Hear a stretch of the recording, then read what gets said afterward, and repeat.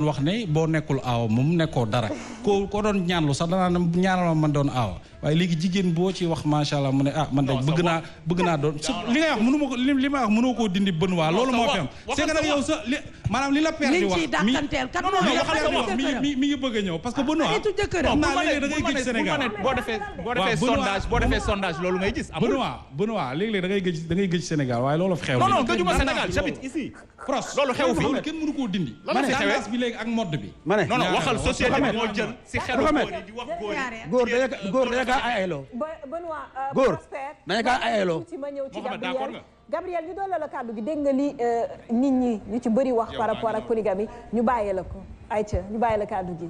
Ouais, Sophia, les avis sont un peu ku nekk mi ngi wax sa xalaat par rapport ak diine bi man damay xaw a sori diine bi parce qu'on a dit beaucoup de choses yoo xamante ne nii te ñu ma ci ëpp xam-xam ñoom mën nañ ci wax côté boobu mais man côté socialement lay waxee mi ngi wax léegi la tendance c'est ne jigéen ñi ñaareel xaritu jëkkëram mais loolu c'est une stratégie d'infantilisation des femmes. non waxuma ñaareel xaritu jëkkër bi. yegguma ci xaritu jëkkër ji. non mais même dama ne léegi mode ak tendance seetlu la. exactement léegi jigéen boo fi tàllal micro loo bëgg doon dañ lay wax man de bëgg loolu moo fi am soxna. waaw même bëgguma ci ay ñaareelu xaritu yow ay juge bi ay kii la. may ma ñëw dama ne ñaareel. non tey jigéen ñi bëgg nañ koo doon bokk. non waaw waaw dama may ma continuer s'il te plaît. si allez-y. merci dama ne. li mu wax noonu ne jigéen ñi dañuy bëgg ci gis-gisam jigéen ñi dañuy bëgg nekk ñaareel parce que dañ ciy toppal ñaareel xaritu jëkkëram loolu dëgg la nit ñi dañu naan ñaareel xaritu jëkkëram même nit ñi bu ñuy way ci chanson yi da ngay dégg loolu mais loolu ça fait une décennie ñu ngi koy def ci bopp jigéen ñi parce que góor ñi ñoom la ñu war a yëkkati ci kaw ñun ñu nekk ci suuf di crêper suñu chignon di yëkkati lu ñu xam ak lu ñu mënul topp seen ginnaaw ñun ñuy daw c'est une stratégie d'infantiliser jigéen ñi léegi nit ñi ku nekkul ñaareel bokkoo léegi na xale jigéen ñi def seen bopp bu ñu nekkul ñaareel nekkuñu dara léegi na ñëpp dem sàccu jëkkëru jàmbur yi nekk ñaareel looloo xew looloo ñëf ci dëkk bi mais il faut mettre aussi autre chose dans la tête des gens mën nga nekk aawo ñaareel ñetteel selon yow li nga dund na fekk ne yow yaa ngi ci gis sa bopp ki ngay sëyal tamit mu gis ci boppam mais tendance bi ñuy créer ak stratégie bi nga xamante ni dañuy indi jigéen ñi ñiy wujjee loolu góor ñi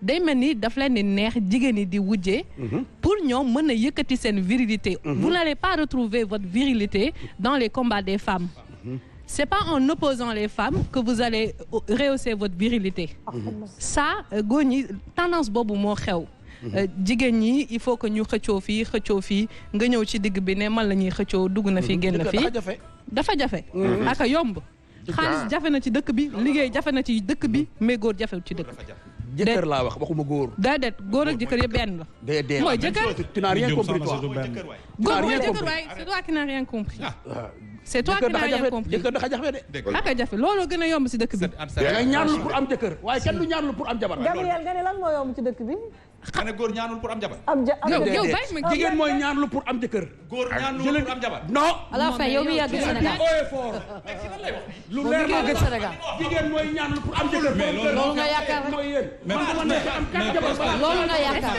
loolu nga yaakaar yow loolu nga yaakaar bu ma neexee am ñeenti jabar balaa ñu ori góor yi rek sëriñ pour ñaanlu la pour ñooy def ñooy suul di sànni ay kànnaar ci géej maa ngi ñëwaat dañ ciy teg incha allah bu ma neexee yow boo ma ne yow boo ne mu egg yàlla la neex bu ma neexee balaa koor bi di jeex yow dama moom sa bakken moom sax yow sa bakken gii nga ne Gabriel Prosper nee na moom bu ko neexee tey balaa koor gi jeex mu am ñeenti jabar te jigéen mënu fee ne su ma neexee koor gi jeex maa la wax lii bindal nga denc yow sa bakken boobu sax moom sa bakken bii sax moom ak temps de parole am s'il vous plaît su ko neexee suba mu am soxna kii man lay wër bàyyi ko sànq ba tey man lay wër bàyyi ko noonu man lay wër sànq ba tey moom xam nga bu ma nee góor ak jëkkër c'est la même chose non mais ma ñëw góor ak jëkkër du benn de mais permets-moi de finir nag il faut ñu gindi leen waaw doo bàyyi ma préparé kii dafa raakaaju allez-y waaw dal allez-y wala xëy na moo yëngat sa bopp kaay ñu jàkkaarloo bu dee maag yow wax amul problème daw ma face to face amul benn problème déglu ma wax la dañ leen bàyyi ñu gérer ñoom ñaar s'il vous plaît Gabriel avant nga nekk jëkkër nekk avant nga am jëkkër. waaw. il faut nga labat ndaw si nag yow tamit sëñ bi. dëgg la xam nga li ma la wax. waaw. dëkk bi. waaw. liggéey jafe na fi. xaalis jafe na fi. waaw waaye góor jafewu fi. góor jafewu fi jëkkër fi déglu jafe. ma rek déglu ma may ma ñëw. góor jafewu fi jëkkër fi jafe. waaw soo ma mayul ma yeggali. waaw di yuuxu du ma mën a yeggali. li may wax da nga may xaw a déconcentré. waaw ok xam naa loolu ngay wër mais c'est pas la peine aussi. ok vas-y.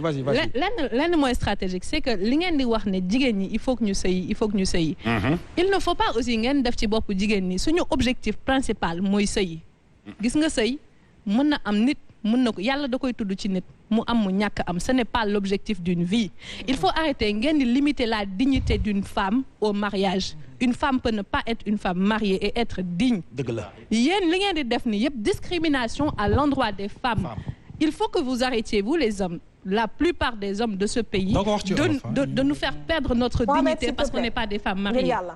gis nga jigéen dina ñàkk bu fekkee da ngeen bëgg moo ko ci wolof parce que dama xaw a commencé tàng kii moo tax góor ñi dañuy wax ne jigéen bu baax ci sëy la société bi duñu wax ne jigéen ju baax ci ni mu yaree ay doomam lañ da ngay dégg sax ñu naan léeg-léeg diw ndeyam a ko liggéey sa ndey moo sonnoon sa kër bàyyi mais dafa am loo xamante ne ni société bi mi ngi ñu koy commencé wan y a personne qui ne se construit dans la souffrance nit du màgg ci métit.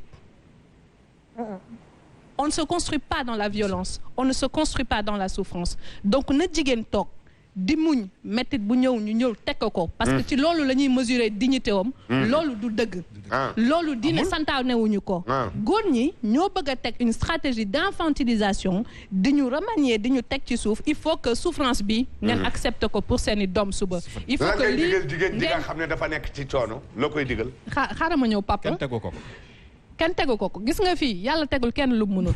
man koy digal jigéen jooju. waaw déglu ma wax la même ma ñëw yàlla tegul kenn lu mu mënul man doomu aadama muy góor mu jigéen doo ma teg lu ma dul nangu. boo ma takkee. nga nar ma teg loo xam ne sama papa bi ma jur moo xam ne yow gënoo ko man góor si dëkk bi ci àdduna bi sama papa moo gën. d'accord beneen góor du jóge fële. waaw ma jël santam. waaw. ma jël sama sant papa teg fële jël santam. mu ñëw la jël di ma teg métit du ma ko nangul ci àdduna xalaatuma ko. d'accord yow doo xaar fenn fitna.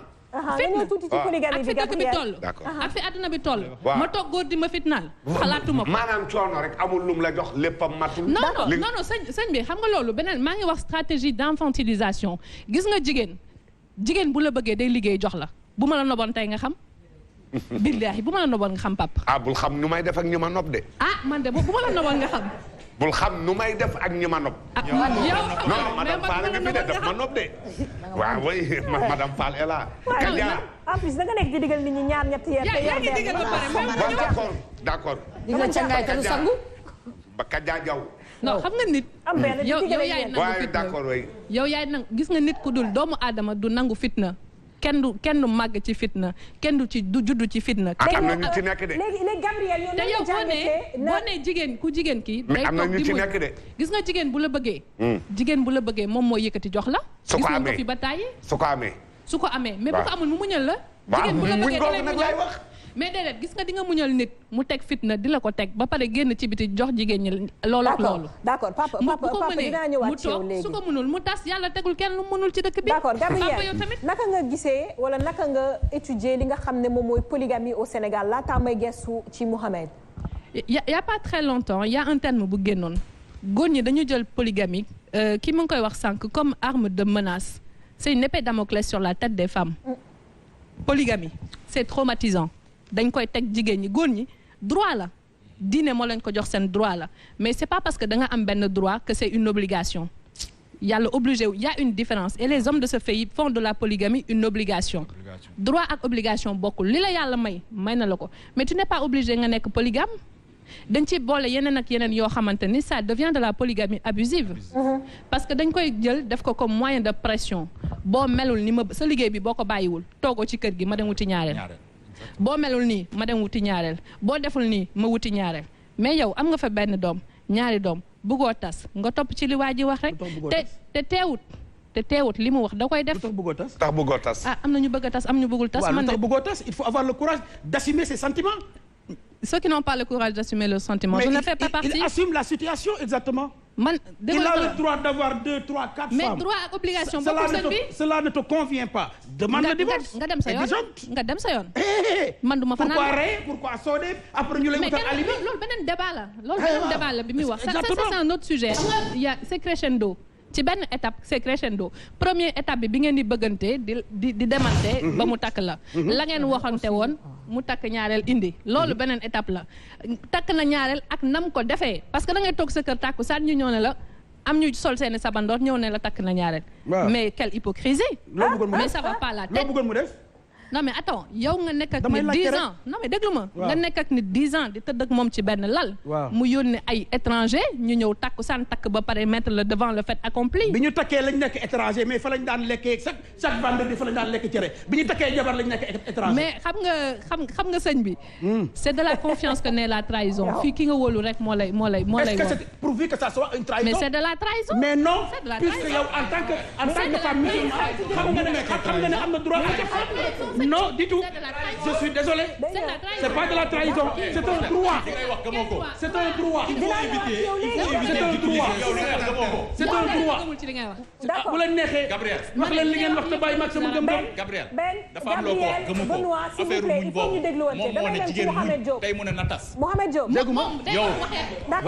yaa ngi jigéen muñ boo nga tas su ma mooy ne jigéen muñ soo mënatul laa wax